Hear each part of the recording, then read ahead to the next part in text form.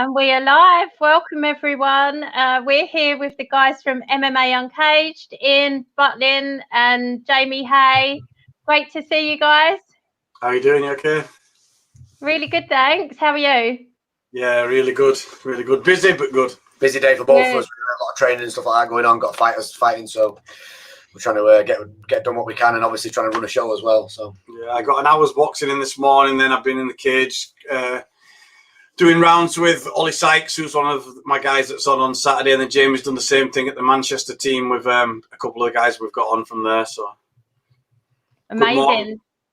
Well, we're going to talk about the card in a minute, but first of all, I want to introduce Danny as well, who's co-hosting with me. Good to see you, Danny. Hi, everyone. You all right? Hope you're all keeping well. Just before we get into it, just like to tell everyone, make sure you subscribe to the MMA UK YouTube channel. Press the bell for notifications. It honestly makes such a difference to the whole team here at MMA UK. You can also find us on Twitter at @WeAreMMAUK, Instagram, MMA UK_Insta. You can like our Facebook page for MMA UK News. You can also find the MMA UK app for MMA, not just in the UK, but all around the globe. And you can get back to it with the Ant and Deck of MMA. How are you two guys doing? You all right? Not the first time I've been called that, to be fair, is it? No. But we're sitting same side as well. We should start with your social media as well, because people can follow MMA Uncaged on Instagram. Do you want to give your shout outs for people to follow you guys? Just at MMA Uncaged. We've got MMA Uncaged on Facebook, and then myself, Ian at Ian M16 Butlin, and then Jamie Hay. Yeah, it's a Haymaker 1985 for me. Yeah, so it gives a follow. Fabulous. So I was, yeah, old now. 85. they're a giveaway there, those at the end, aren't they? I tried to change it many a times, but it just doesn't work. I took mine off and changed it to MMA because I didn't want people to be able to work out my age. That's what Ian does. Yeah. I changed mine. So when I hit 30, I changed my Facebook to 5 years before, so I put myself at 25 because I thought 30 sounded old.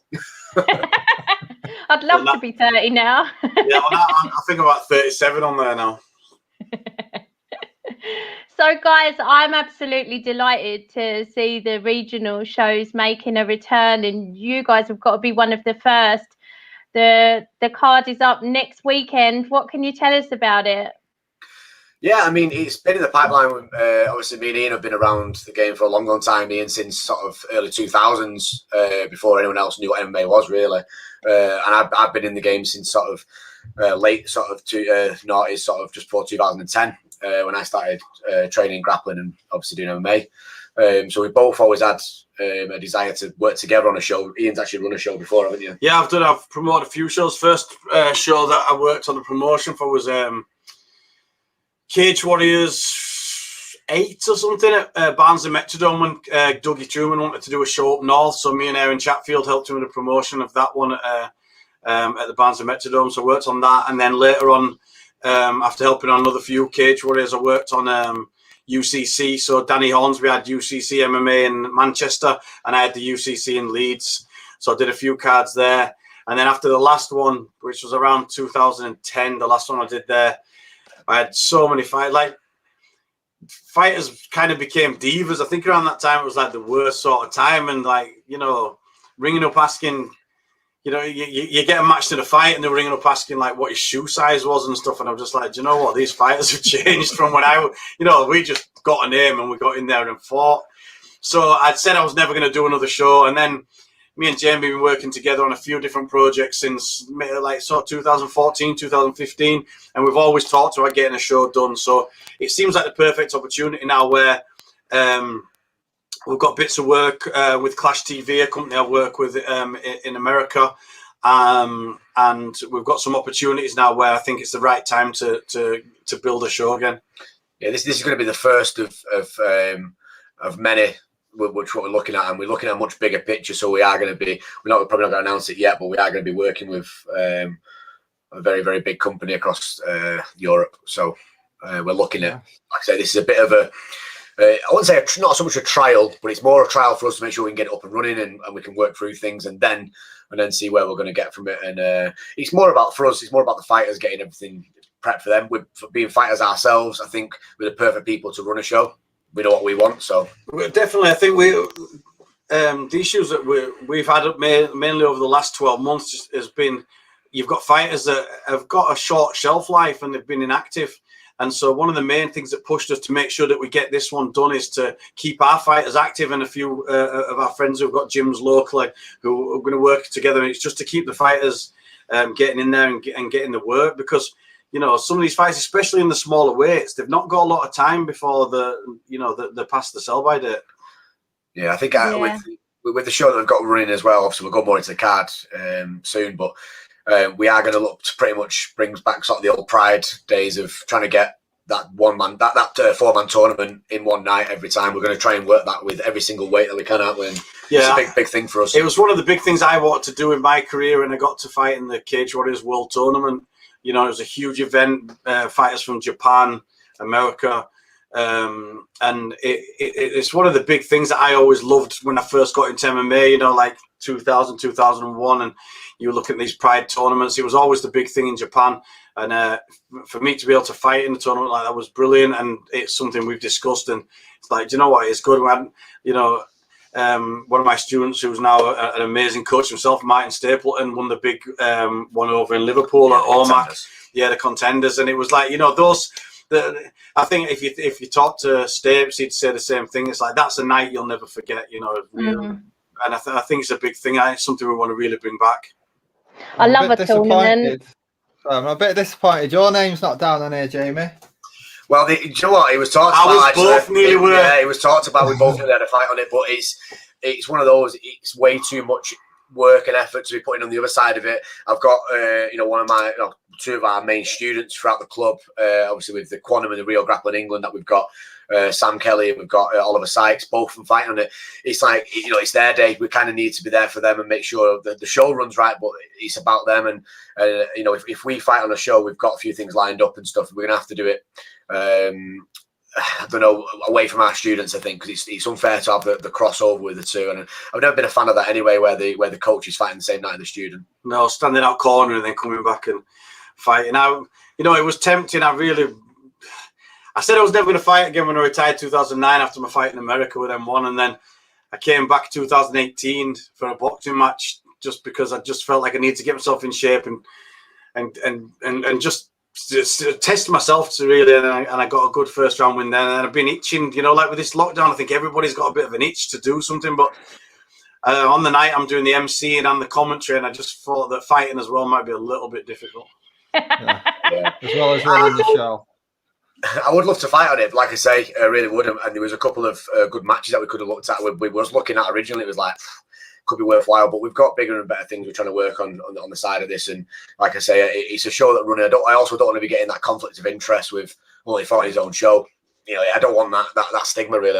We'd rather. Yeah. Main event, Emerald Belt. Yeah, Emerald Belt. Yeah, I bet that we paid for. Going back with us. Yeah, close decision, and my brother's doing the judging. Yeah, that's what I mean. It looks really bad, doesn't it? So we'd rather just keep, you know. I've got my eyes on a couple of other things, and I've said it before to Danny last time. Like I say, we're looking at a potential Cage Warriors at some point. And then, you know, for me, I want to fight in M1. That's my goal. So we'll work towards that. And yeah, that's pretty much the plan. This is aside from what we could have done on this show. We're looking at a real special day with, like I say, with Sam being in that bantamweight tournament, the first one we've done, and I think it's very apt to have one of our guys on it. Yeah, there's also like so much stress associated with promoting a show and like putting a show together, and so many like little things that kind of need your attention all the way through fight week up until all the way through fight day. I just can't imagine having the stress of both. Like you wouldn't even be thinking about fighting until you were walking out there. Yeah, well, yeah, true. Yeah. Fighters dropping out has always been a nightmare, I found, promoting a show. And I promoted my own event in Huddersfield, the first Quantum Fighting Championship, and I fought the main event. And I fought against a guy called Aidan Maron, who was a very good fighter from Ireland. And, you know, I had to cut weight for that fight. I was cutting quite a lot of weight. And then after the weigh-in, I've gone out into town ended up like selling tickets, had a few drinks, and I'm fighting main event the next day. But you know, like I was always had a problem with partying anyway. So once I get started, I find it very difficult to say no. Like there's certain things, you know, in a cage, you twist my arm, I won't tap, but someone twists my arm for a drink, I can't get it. I know how you feel. So let's talk about the bantamweight tournament, because that's like the jewel in the crown of this card, I guess, and whoever goes through to the final is going to be the main event of the whole show. So can you talk to us about the guys who were in that tournament? Yeah, I mean, we'll probably start. We'll both talk a little bit about Sam Kelly. So I've trained Sam since sort of day one, and then last couple of years we've been obviously working with Ian and the Quantum team, and we're just one big team. And then Sam was working with another group at one point, but still mainly working his stuff with us. He came full time under us sort of before lockdown last year, really, wasn't it? And throughout lockdown, he's been one of our sort of. We're ready to turn him pro, so he's been one of our technical pro athletes that I've had in and been training with. So he's been working with Andy Butlin, Ian's brother. He's a fantastic boxer and MMA fighter as well. But so he's been working with Andy and Ian on a lot of his striking, and you know we've seen where we needed to sort of brush up a little bit and change him, didn't we, really, on that? Yeah, well, the main thing we need to brush up on is the fact that he decides to come out for a fight and he tries to just eat shots for the first 30 seconds and has a war, and it's like he needs that to switch him on. So what I'm trying to do is work on we've had him working his head movement, technical boxing, and I'm hoping that for the first 30 seconds you see actually like a different Sam Kelly. We can get him sort of switched on in the changing room, come out and be sharp and ready. But it's hard to take that out of fire. I was another one that, you know, technically in the gym I could avoid shots and everything. When I got into a fight, I was kind of like, I'll take one to land three, and I think Sam has got a similar kind of mentality. So at least I can sort of like, I can feel where he's coming from, but I'm hoping that we'll see a very technical Sam Kelly. Jamie's done so much work with him on the wrestling, the groundwork, put it together, working on the stuff that we've done on the striking, and I do think you're going to see a totally different Sam Kelly. Yeah, if you watch any of his fights, if you catch him on any of his old stuff, I mean, he's so tough. He really he's a warrior, isn't he? Yeah, I mean, he had a fight where he was fully caught in a rear naked choke, and I mean, he was sunk, and I'm thinking he's done against Liam Gittins' brother Sam, and he was fully choked in, and all of a sudden he just grabbed his arm and behind his head, pulled it off, and got out of the choke. It was like, you know, he was in it deep for 30-40 seconds, and you think he should have gone out really, but he's just got that mentality. The next minute, turned around, absolutely pounded him into the floor, and that's Sam. He kind of needs to be drawn into that fight. But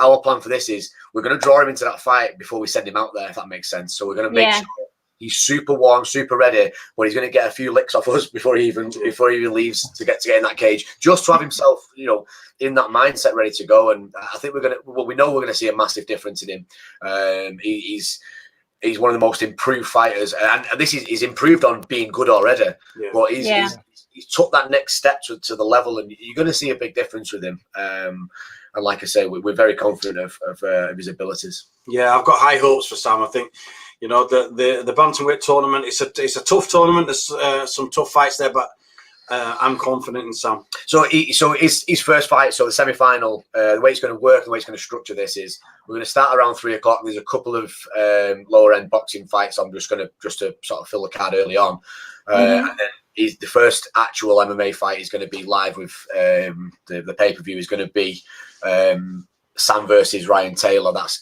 so they're going to go on first. The next what fight. Can you tell us about Ryan? So Ryan, he's actually I think his record's 0-2, but he's actually 1-2. He has actually had a win, which wasn't on his record for some reason. So we've watched him. He won by guillotine in a fight not long ago. But there was some issues with topology, and it's not ended up going on there. So unfortunately, that's not his technical record yet. It might get changed. But he's again a striking-based guy, based over in Bradford. Pretty tough, had a lot of boxing experience and striking experience. Not too sure about his wrestling. Like I said, we've seen the guillotine that he got. It was nothing really technical, but he's again another tough kid that wants to get out there and wants to fight. So it's a tough first round, probably more for Ryan than it will be for Sam in many ways, because what Sam's going to bring to the table. But we know Ryan's going to definitely come at him and try and take his head off, which is what we've seen so far with him. Yeah. And then so that'll be the first semi-final straight on, and then the next one will be on. Which it's the perfect test to see if Sam gets dragged into a war, because this guy is actually going to come for that type of war. So it'd be nice to see if Sam can keep his head and stay focused. Definitely. So on the other side of the bracket is Pacey Green. So you may have seen Pacey Green throughout the lockdown. I don't know if you watched any of the QFC stuff with the boxing and whatnot that Darren Moffat had going. Yeah, right. So you'll be very well. You can't not watch it. You can't. You just can't watch it. So one thing that came out of that was Pacey Green's striking ability and his toughness, durability, and things like that. And again, another guy that wants to make a run at fighting. So we've decided, like I say, he wanted to enter the tournament, so we've put him straight in. He calls himself the BMF.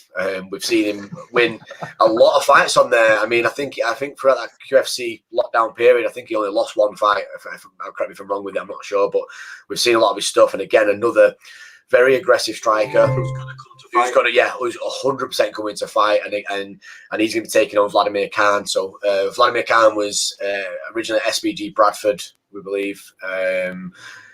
So I think he's still. That's under Spenner, who's a very good coach.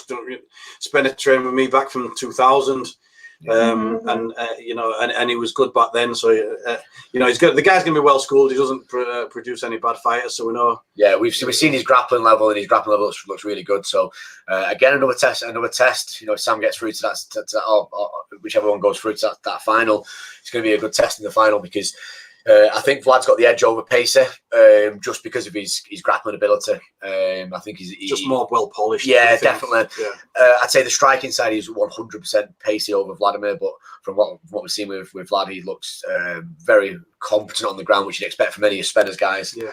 And he'll be confident with his kickboxing, I'm sure. So yeah, it's a novice sort of entry level bantamweight tournament, and that's what we wanted, and we're going to continue to do this. We've got Lewis McGurl on the card as well, who's going to be a genuine flyweight prospect, and again, I put him in the same bracket as Sam, where we believe they'll both be in the UFC at some point, and I'd like him maybe on the next one to have if he comes off with a win in this one, Lewis maybe enter a flyweight tournament next time. We'll look at something like that. Yeah, and we've got a young flyweight fighting at the amateurs to move on to there, so fighting the first amateur fight. That's who I've been training with this morning. I've just got 4 rounds in with him this morning in the cage. That's Ollie Sykes.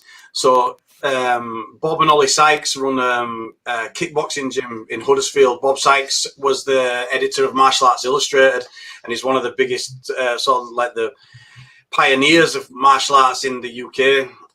Ollie's his son, and I've been friends with Bob and Ollie. I've known Ollie from being small, and been friends with Bob through martial arts, and obviously I admired him for a long time as being a guy from our town that's always sort of pioneered the kickboxing stuff. Very good close friends with Carl Tanswell, late to Carl Tanswell. So it's nice that he when he wanted Ollie to get into the MMA and jiu-jitsu, he's brought him to me and asked me to sort of take him along. So I've been with Ollie now for maybe 2.5 years, working the groundwork and stuff. He's now blue belt under Rio Grappling Club from just recently under Roberto Talla, myself and Jamie. So it's nice to see him progressing through there, because like I say, it was in this morning first thing. He's one of those fighters where I have to tell him to not be in the gym if I need him to have a rest. He's so focused and works so hard. He's only a flyweight, and he'll grapple me Tuesdays and Thursday mornings. He does 8 5-minute rounds grappling with me at a decent pace, so he's putting in the work consistently, and that's on top of the classes, and then teaching his kickboxing on a night as well. So I really think he's one to look out for in this. Yeah, he's a very high. What's that? Sorry. I'm not too sure. I'm not 100% sure about the lad he's facing. One second. It is Jordan Wiener again, just a sort of a novice himself. So it'll be a switch over for Ollie coming from the background. When Jamie asked me about opponents and stuff, I just said I'm like, for Ollie, I honestly don't mind. We've got him on Almighty in August as well, and again, I've not looked at the opponent. I'm very confident in his ability on the ground, stand up, and his wrestling, and I'm happy for him at amateur to just get as much experience as possible before turning pro. Yeah, so I've not even looked. He was on the UK team as well with the likes of Venom Page, Conor Hughes. There's a few of them like that again on the regional circuit now. That Lewis one of Gav's lads over at Titanium. Yeah. Who beat Conor Hughes actually. So they was all on the same points karate team as kids, and they're all very good friends. So yeah, it's great to have him and making that transition. Just watching it's great sparring for Sam as well, because they're very similar sized. I mean, I think Sam's maybe walks around a little heavy, maybe 70 kilos, and Ollie's walking around about 63. But the sparring between the two of them, the similar sort of height, and got different abilities in different areas. So the sparring's been really good. You know, some of the sessions that I've had in the cage on a Thursday night have been well worthy of a pay-per-view. Yeah, 100%. So yeah, so we're happy. Like I say, he's got his debut on the show, and then he'll be fighting again on Almighty. He's already matched on that, as is Sam as well. So we want we're trying to fast track them both really to get them the fights they probably would have had last year. You know, we've missed time, so it's one of those where they stay fit. They're both in the gym daily, so I'd rather have that quick turnover. And I think, you know, starting out your career when you're amateur or pro, you need to get them fights in pretty quick, or you'll go stagnant, and you'll start to once you have a couple of months off, that'll turn to 6 months, then a year, and before you know it, you've been 18 months out of the cage and only had a couple of fights, and that's what tends to happen, unfortunately, especially with the pandemic, what's going on. So yeah, we're looking forward to that.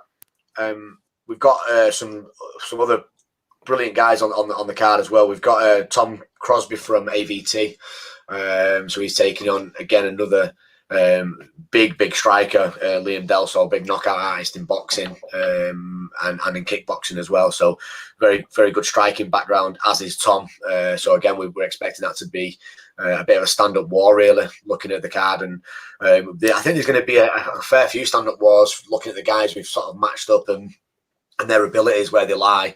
Majority of the guys are top-heavy at striking as opposed to grappling. I think you'll see a lot more, heavy action early on.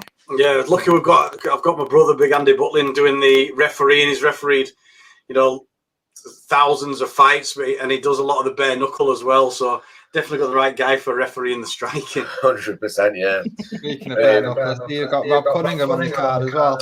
Yeah, we have. Speaking moved in nicely there, didn't it? Yes. Yeah. Rob's had a bit of a torrid time the last few fights. Really, he's took on a couple of experienced bare knucklers. He's kind of dabbled and moved between boxing and MMA, and I had a good chat with him about sticking to MMA in one sport. I think it suits him more. I think it's where his abilities lies. He's good at sort of grinding out and using that cage pressure, and you won't be able to do that in the BKB stuff. And I think that's shown a little bit where he's come a little bit unstuck with it, but he's had some good experience from it, and he wants to turn pro. So he showed he's willing to fight anybody as well. I mean, that's a fair play to the lad. He's took some tough fights, hasn't he? Yeah, and he's got again a tough fight ahead of him in Dion Goombridge. Dion. Again, this is why I was saying it's a top-heavy striking base, because Dion was British champion kickboxer. Also, again, another heavy-handed guy. He's already got one pro win by KO, and he's got some genuine abilities that Rob's going to have to deal with early on, and especially early in this fight, it's going to be a tough fight for him. But it's great to have Rob on. He's got a really good following. He's a cracking lad. And we're really hoping that the fight goes his way, really, in many ways, because I think he deserves it. I'd like to see him get a good win. I think he's put the work in. He's a grafter, and it'd be nice to see him get a good, solid win. Yeah, but like I say, he's a nice guy as well, isn't he? Like you say, the size of him as well. He's like big, soft giant, but when he gets in that cage, he's a different person. Yeah. This is it. I think he needs. I've had a good chat with him. He's got a new team under him now. And I'm thinking I'm going to help Corner as well with him that day. He's asked me to jump on and help him. So if he hits the ground, then obviously I'll be there to talk him through where he needs to go and what he needs to do. But we've not seen enough of Rob on the ground, and he's a legit blue belt, and he's got ability. So I'd like to see him, rather than getting drawn into that scrap, like similar what we're saying with Sam. He needs to really start dictating that fight and show him. And this is the way to victory for him against Dion. He's going to be push that pace early and put the pressure on, and don't let Dion come at him. Otherwise, that's when he's going to, he'll get dragged into deep waters. And I think he can, if he does what I believe he can do, I think he'll come off with a good win if he puts himself into it properly. What do we know about his opponent? That's what Dion's the kickboxing, the British champion. Right. So that's what I'm saying. So again, it's a good striking base. But I think you can make it a striker versus grappler match. I mean, and that's not taking anything away from Rob, because I think he's got decent striking, but he might as well take him out of his game, take him to the floor, and just show us what he can do on the ground. Like James says, a legit blue belt. So he's got good ability on the ground. And against someone who's predominantly a kickboxer, a decent blue belt who's got MMA experience should win on the floor. Yeah, 100%. I think he's got the right fight for him here, where it is going to be, if he wants to make it a stand-up war, it's going to be there, because like I say, Dion trains under Darren Moffat and that team as well. So Darren's credentials speak for themselves with regards to his unlicensed boxing. I think he was like 18-0 unlicensed boxing. So again, they've got a really good striking base. The grappling, it isn't going to be as good as what Rob's got. So I'd say that's where the fight's won for Rob. And if Dion can keep it on the feet, that's where Dion's going to try and get his victory out of it. Cool. So yeah, we've got a couple of international bouts on there as well. We've got Craig Schmitz, young German lad, versus Jake Bram. I don't really know much about Jake. He's just a guy that come forward and wanted to fight. Again, Schmitz has done a fair bit of striking and boxing. It's a boxing match, this one, I believe. So that'll be early on the card. We're trying to sort of get as much, I don't know, we want to see a lot of striking on this, and want to see what people are sort of paying to watch at the minute on the pay-per-views. Seems to be striking based stuff, what seems to work. So we've tried to match quite intelligently on this side, and make it for the fans really, as well as for us having a good time there. Yeah, it should be enjoyable for the commentary. Get some nice fast action-packed rounds. I think Jamie's matched a very good card. You look at the fights we've got. And again, I think everybody gets behind a fighter in a tournament as well. So I think it's going to make for a good viewing. Yeah, we've got Jack Holt as well. Again, another flyweight prospect. 1-1 at pro. He's taking on debut Peter Henton. Henton's a good Brazilian Jiu-Jitsu guy as well. So that could be a really good matchup. Could be back and forth with that. I know Jack striking's very good. Again, another guy that's under Danny Mitchell, speaks for itself really at AVT. And the guys over there. What are your thoughts, Katie, on the tournament format? Do you like the... I do. I love the tournament, especially a one-night tournament.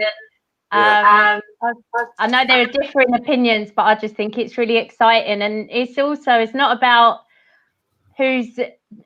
just about who's the better fighter. Like, it's about who can control the emotions going. Like, I don't know how you get past a win and then keep yourself calm to do the next one, not seizing up. Just like, it's, for me, I think they're really exciting, and I love to see them. But it's also about trying not to get injured as well. There's no point getting in a war in the first fight and not being able to continue with injury. So I fought the first round. I fought against a guy called Emmanuel Gay from the French top team. He was Emmanuel Fernandez's best student, who was a guy that I'd lost to, so I had a bit of needle there. And in that fight, like, if you watch the fight back, you don't notice that I threw any kicks, but I did set up the knee with a kick to the legs. And when I came out, I had a big egg on my shin. And so the hour between that first fight and the second fight against Jaakko Latamaki, who again is a very good fighter, who I knew I was going to have to maybe work some butterfly work and groundwork with, I was basically having to roll and flatten this lump on my shin down. So a lot can depend on how, and that was just from one kick that I threw that caused it myself. And like I say, you watch the video back, you wouldn't even realize what I'd done, but that caused me a big problem for the hour between. So, I mean, Jamie's worked out the card, so there is a time between the semi-finals and the finals and stuff, but there's a lot to consider like that, where Sam could go out there and win a fight in a minute and a half, but anything can happen. You twist your ankle in a throw to the ground, and then how do you warm up for the second fight when your ankle's hurt? And do you sit and rest it, or do you have to try and keep it warm? There's a lot to consider. And I'm very glad that Jamie's dealing with that in the change room when I'm doing the commentary. Yeah, we've also got, as a just in case, because like I say, you never know, we've got two backups as well in case anything happens in either of the fights. So we do have 2 backups. If it's against Sam, I'm happy to punch Sam anytime, no problem. Hey, not when he's warm after the I might have to, I'll have a think. So we've got 2 guys just in case, sat in the background waiting if anything happens, and it's just what we need to be careful of. But as I said, it's for us, not just being fighters in the sport, and we love the sport, and we love to watch fights, and we know what we like. So it's kind of, the tournament was a no-brainer for us when we looked at it as a format. Not enough places do it now. There's a bit of a fear with it for some shows. Again, a bit of a stigma that comes with it as well. But do you know what? I think fans will buy into it when they see them first 2 fights. It's like they'll buy in. Even fans that don't know any of the guys that are fighting in that tournament, you'll pick someone that you want to win it, and you'll follow them through to the final, and that's what we're hoping for. And if we can bring an 8-man tournament at some point, we'll look at doing that for sure. One of the big things that got me into the MMA was I've seen the Hicks and Gracie choke video, and you watch that tournament format there, and again you see there was guys got injured, they're having to do another fight to see who gets through to the final, and you saw a lot of the backstage and what the fighters are going through from having the first fights and the wins, then watching the other guys. Because like I said, I watched. I had the first round fight against the Frenchman, and then I sat and watched the second fight. So you're watching who you're going to fight, and you're seeing them, and they look brilliant. Like people look a lot bigger and a lot scarier when you're about to go fight them. So you're watching that, and then and at the same time I'm rolling this thing down my shin. So I know there's a lot to go through. Do we let Sam watch his opponent, or do we take him in the changing rooms? And I say we, like I said, Jamie's taking control of this. So there's a lot to consider leading up to it, and again, like Jamie said, he's also running the show. Doing the organisation. I've got my jobs, so if things start to go wrong and there's pressure, there's a lot to deal with on the night. I think it's going to be a very, very exciting day, and it'll be nice when it's over with. And I hope we do get some wins for the team. We've not set it up for the team to win. We've set it up for the team to get experience. But I think it'd be nice. I think as well. It's also Ollie Sykes' birthday as well. Yeah. So, can't lose on his birthday. Can't lose on his birthday. So I think the other thing with this is, as Ian said there, obviously I've worked in the sport a long, long time, and we both have. But the stuff I've done with the likes of FCC, where I used to run the FCC stuff and do all the organisation, working with Adam Tay on that. Then I worked with Shinobi and Cage Warriors Academy, doing working with them, helping them, putting things together and directing things and things like that. So I've got a very good knowledge of it, but I've also from that got a very good infrastructure that I can bring across. So we've got Ricky Shock, who is one of the best in the business for organisation. He used to organise all the FCC, so still does. Again, the Shinobi Cage Warriors. Yeah. So we've brought him across with us to make sure the night I don't have to get heavily involved in that. That is going to be run by. I think as a hat tip to Paul Reed and Shinobi as well, we took a lot of inspiration from the fact that like John Kavanagh called it, I think, UFC for amateurs, and and said how well run it was backstage and how looked after the fighters were and things like that. And I think we'd like to do something very similar. As the show progresses, we like to really look after the fighters and make sure that as fighters ourselves, what fighters like, what makes a fight show better from the fighter's perspective. It's not just a spectacle for the fans and stuff. We want it to have a really good, well-oiled show. Yeah. No. I think, like I say, we've having the infrastructure in place. It's going to hopefully run smoothly. Again, we've got Andy's not just like Ian's brother. He's one of the best referees in the UK, and he's actually been reffing longer than majority of the SEC at the minute. He was reffing early back in sort of 2005, 2006, wasn't he? Working with like Carney Show and people like that. So he's reffed on all kinds of shows. He's reffed on ACB at the MEN. So we've got a very good we've got a good team with the MMA consultants and stuff that are doing the show for us. So I think we've got, like I say, the infrastructure's there. We're trying to work through that. I can concentrate on Sam and Ollie, and on the other side, what you just mentioned before about how do you sort of how do they bring themselves down? Well, that's for us. That's for me to make sure and manage, really, more so than Sam. It'll be very much if he gets that first win, get out the cage, let's go and get ready, go and chill out, have some food, bring yourself down. And I'm not asked about what else goes on in the next few fights. I want to make sure he's all right, and that's kind of how you've got to do it. But that's part of being a coach and a mentor for these guys. You've got to have that regardless. And I think me and Ian are pretty good at that. Although Ian won't be there, so he'll be sat doing the commentary. I think I know it looks difficult. I've got the MC and the commentary, but I think it doesn't take a lot of stress off.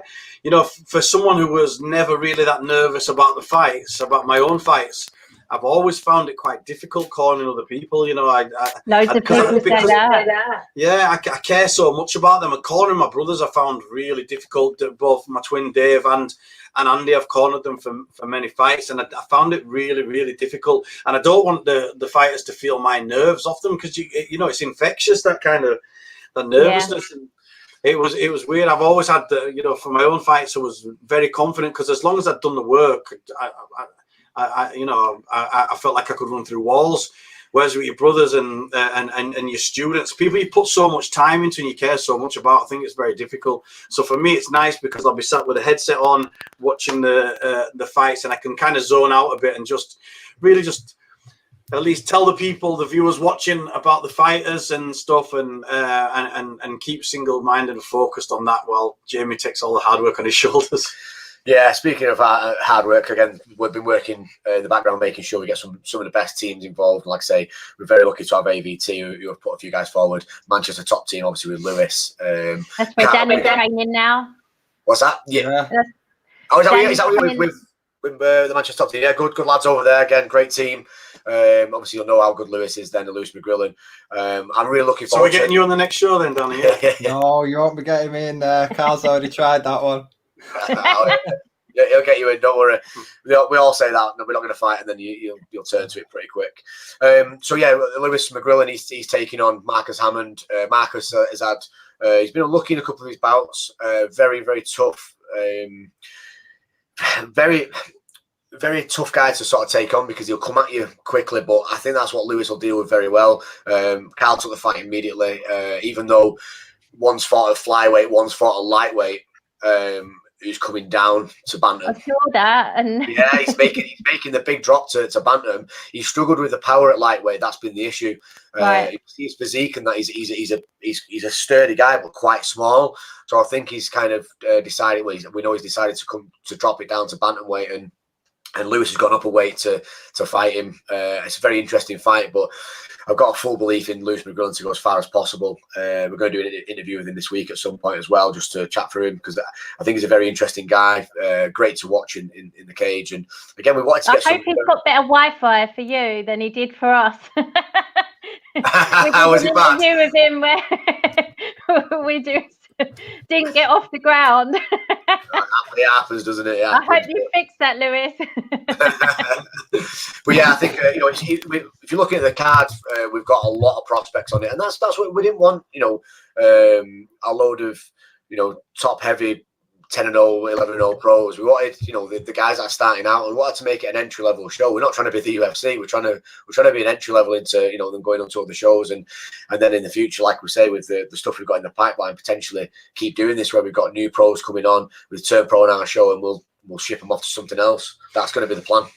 I'm working more Saturdays now on MMA series. I don't know if you've seen the show. Is on Clash TV. It's like a forerunner working with M1 Global, and a lot of the fights are are basically like debut fighters or fighters with like less than 5 fights, and it's made for some really exciting matches. For them to be able to perform on a big stage early on, prove themselves and make a name for themselves, and you can see how stars have developed from the start of the show. We started just over 12 months ago now. Done 31 shows all through lockdown, so I've been busy commentating nearly every weekend, and seeing these young stars progress in a time when a lot of shows weren't doing anything. And this is where a lot of our inspiration has come from for how we're going to run the MMA Uncaged. Yeah, and I think we tried to match a few guys up that we unfortunately wasn't able to on this one. And there's a couple of really good guys that we know for the next couple of shows will be on there. We work closely with James Doolin from higher level in Scotland, real grappling black belt. So fantastic guy, amazing trainer, coach. You've seen his record speaks for itself of who he's got in the UFC and won cage warriors world titles with. But unfortunately, he had a few guys that we couldn't match up. And for the future, we want to try and get them guys on and as soon as possible. But he made a good point the other day. He put something on social media saying, these people that don't take the fights early on, they get to 8-0 or whatever, and they never fought anybody, they'll go to the UFC and they get found out pretty quick. Or even cage warriors, or they go to a show and you know, they get wet very quickly, and it's You've not got to build that foundation, and hopefully we're gonna have a show that'll do that. Yeah, that's it. We're gonna, you know, be putting, you know, good record, you know, 2-0 records versus 2-0 records. That's what we kind of want early on. Early pros ready to get in and mix it up and put it on the line. And now that moves on to the next, which is Louis Lee Scott, again another guy. Just I think he's 1-0 at pro now. So he's one of the guys that's missing on the card at the minute. He'll be updated later. He's taking on a high-level Polish wrestler called Conor Dubiński. So again, early on in his career, he's taking on a pretty standout guy, and that's kind of what we wanted. We wanted these fights where it's like, yeah, you'll fight anybody. It's the attitude, you know, that we try and put in our gym. We've called his fights before. He's a very good Thai boxer. Louis Scott. Yeah, Louis Lee Scott, very good. So you got a very good Thai boxer against accredited wrestler from Poland. I've seen him fight before. I'm trying to think where. Is he on Cage Steel? Cage Steel. Me and Jamie did the commentary for him on one of the Cage Steel. Louis. Yeah, he only fought a couple of weeks ago, so we managed to get a couple of guys that fought on the Cage Steel show a few weeks back. They got a quick turnaround. Did he ever fought Reece McEwen? Or am I just making that up? I'm probably making it up. Danny will have a look now. Come on, young Jamie. Yeah, pull out, Danny. But yeah, so Louis obviously he's took on his pro career now. Again, he's going to be another killer.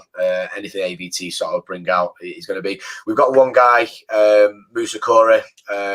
Musa's coming across from Sheffield Shoot Fighters. He's another one that's missing off the card at the minute, going to be put on. His guy's dropped out, so we've just got another replacement hopefully today. So I can't really announce that yet, but we've got him matched up now. We think his guy dropped out unfortunately. So we've got a couple of standout guys. You know, Sheffield Shoot Fighters, you know very well, don't you? Yeah, I mean, because I used to train in corner Ross Pettifer, who was started out there with Pep and the guys at Sheffield Shoot Fighters. Again, another gym that's been around since back in the early 2000s. So guys that I know well, and I know, you know, they've got a good quality gym full of guys. So yeah, it's nice to see these. There's not many of the gyms like Quantum and Sheffield Shoot Fighters that are still around from back in the day. You know, everything's sort of splintered off, and so it's nice to and I like to work with the guys that we've known for a long time. Yeah, Mr. QFC himself as well, Darren Moffat, wanted on the show, so we couldn't say no to that. So he's gonna be one of the prelim sort of stars. Again, you know, Darren's no joke. He's had a lot of MMA experience, but his boxing record speaks for itself. He's got a prize fighter tournament coming up himself, so he just asked for it to jump on and get a fight. So we managed to get him a really tough fight actually. So again, that's going to be I think 4 or 5 rounds of 2-minute boxing, but it's one for the fans that we're both not a massive fan of cage boxing or anything like that, but it's one that we can put it on. It's a pay-per-view. In the future, it won't be a pay-per-view in future. It's going to be something a little bit different, and obviously we can then start selling tickets and things like that and doing proper shows in the future. That's the idea, but we wanted something on now, and we had to put it on pay-per-view just to try and claw some money back that we can. Tell people where to buy the pay-per-view. Yeah, so that's on. It'll be on the link on our Uncaged page. Yeah, if you go to MMA Uncaged Facebook or Instagram, the link is all over there, and you can get the pay-per-view link. It's via the best in the business, Mr. Sharefight himself. So big shout out to Adam Sharefight. Anything that we need doing filming wise or anything, he's always got the answers. He's like our phone a friend on anything like that. Well, we know he's the best, and we know again. I think there was issues the other week with the Cage Steel bouts where I think they had a Wi-Fi issue. Well, we've already tested that, and we've done shows out of there, as in like the place that we're at. So we know what's going on, and we know how good. So you're guaranteeing that everyone's going to have perfect coverage. Well, we can never guarantee, but it's 99%. No, I'm going to guarantee. Yeah, no, we will. We'll have good coverage. I will 100% guarantee that Sharefight will not mess this up. He will not disappoint us. No, definitely not. We know it'll work. So, like I say, it's just we wanted it in place. We wanted something for the fighters and something that we can quickly get turned around, and we've done so. So, weeks ago, less than a week to go now, and the nerves will start kicking in probably Friday when we start weighing people in. Yeah. Danny, I just checked. I was right, wasn't I, about Louis Lee Scott? That's Reece McEwen's only loss on his amateur record. It is, yeah. I was just about to come over to that. It's his only loss. Officially an MMA nerd. That's a great memory, that. Yeah, very, very good. I've got to admit, I love kind of all the regional shows. I love amateur MMA. I love going to the shows near me and seeing people come through from the very beginning who then go on to Cage Warriors, and like a couple of them even onto the UFC. Like, I think there's something really special with following people from the beginning. So I would encourage people to just, I want to support all of the local shows, all of the people who've had it so tough the last year or so. Just how much is the pay-per-view, guys? So it's $6.99. So we went for the $6.99. The lowest price that we could, really. Yeah. The cost of a pint down here, basically. So this is it. It's for the fans for us, and it's more for, we've got a lot of guys, Sam, for instance, we'll go back to Sam. Sam will sell 150 tickets a fight, so I kind of feel for him. He's not going to make it on that side, but at least we can throw him something back at the pay-per-view side and look after the fighters in that way. And that's kind of what we're trying to do. We're just trying to get something in place for them. And also as well, they've not had a fight a lot of them haven't fought for 14, 15 months now. So you want to fight, let's fight. I genuinely think for the guys that are thinking about buying a pay-per-view, you get this and watch this, you're going to see some guys that are starting at the very beginning of the professional or amateur career that are going to go on to big things. I really do believe that. Yeah. You can genuinely say you watched from the beginning. That's what I love. There was a girl I watched at Cage Warriors Academy Southeast. It was her first amateur fight at the last show, and she won in spectacular fashion. And I've been thinking about her ever since and how far she's going to go, and just to know that I was there for her very first fight. And it's just, I absolutely applaud anyone giving fighters a platform at the moment, because we know how tough it is. And just, we'll put the link to the pay-per-view in the comments section of the interview. Just everyone go out and buy it. Sounds like there's some cracking fights on the card. Will you be watching next week, Danny? I will be, but before you push him out, there's one more thing I want to ask him. I've got 3 things saved on my Sky that's kept that they can't delete. I've got Lethal Weapon 2, I've got Batman, I've got Pulling No Punches, and you've only done one, and where's the rest of them? Ah, right. So, Danny, this shows how you're not researching things properly. So, so basically, we filmed Pulling No Punches. Well, me and Jamie actually filmed a pilot in 2016. Yeah. We did our first pilot for the format, which was Pulling No Punches. 3 guys interviewed, 3 fighters with me and Jamie doing the interviewing. And then what happened last year was we finally got like a studio, a deal where we were going to be shown on Sky TV. Yeah. So it was on Sky Showtime. So we filmed 2 episodes. We filmed the first episode, which was with Stapes, Tom, Blackledge, and Levi. And that's the one you'll have seen, that you'll have got recorded that's there on Sky Showtime. Now, the week after was going to be Mohammed Makayev and Jay Furness. Now, we filmed that one on the same day, so that was to go out the week after. And then what happened was, because we'd got the slots booked in, and then the pandemic hit, the studio was in the university, so that was one of the first places that got closed down.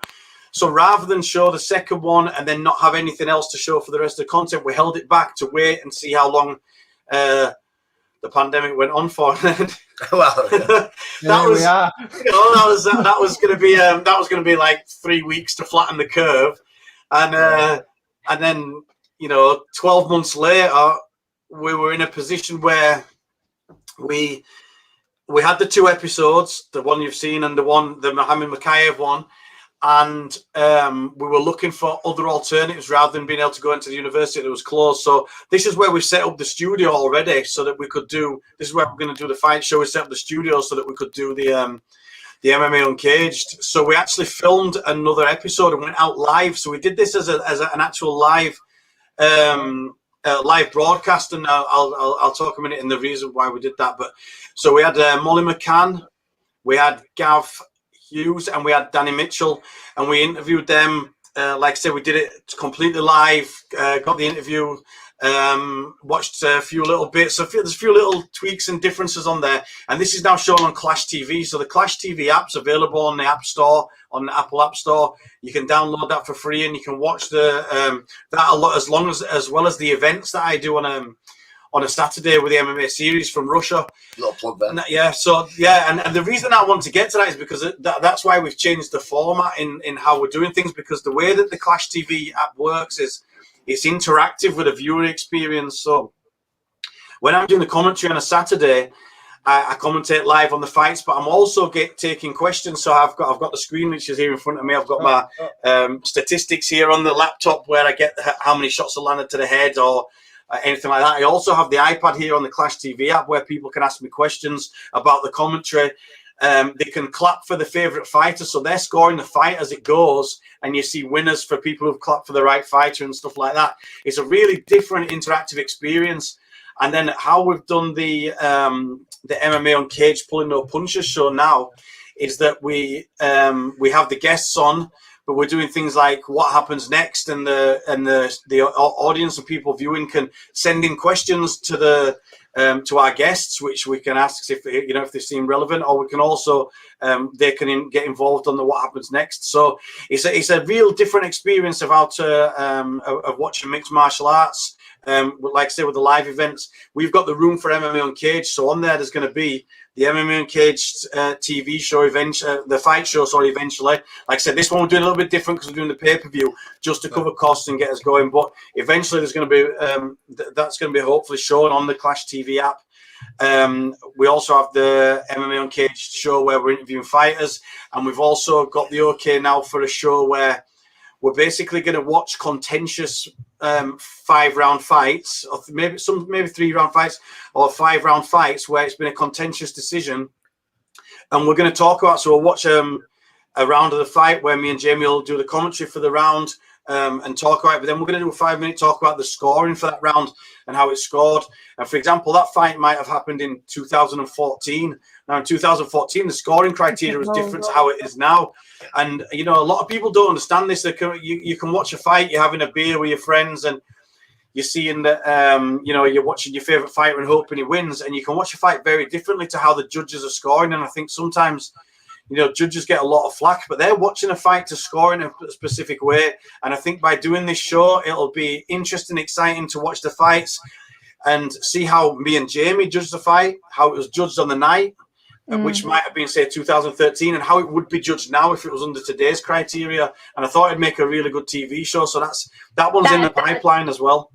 Anything that's about educating people on the judging criteria gets my vote, because it's such a pet peeve of mine listening to commentary where they're talking about how a round would be scored incorrectly, and they think that just a takedown at the end of the round is going to seal someone the round when they haven't done anything with it, and that just drives me round the bend. So it's a big gripe of ours, and that's kind of why we come up with this, because it's something that we can talk through and like you say, educate people to understand why it was scored that way and why it should have been scored that way, or where they got it wrong, where the judges may have got it wrong. We say, well, that judge got that completely and why wrong. Because you can sometimes see why the judge have scored it the wrong way, even if they have.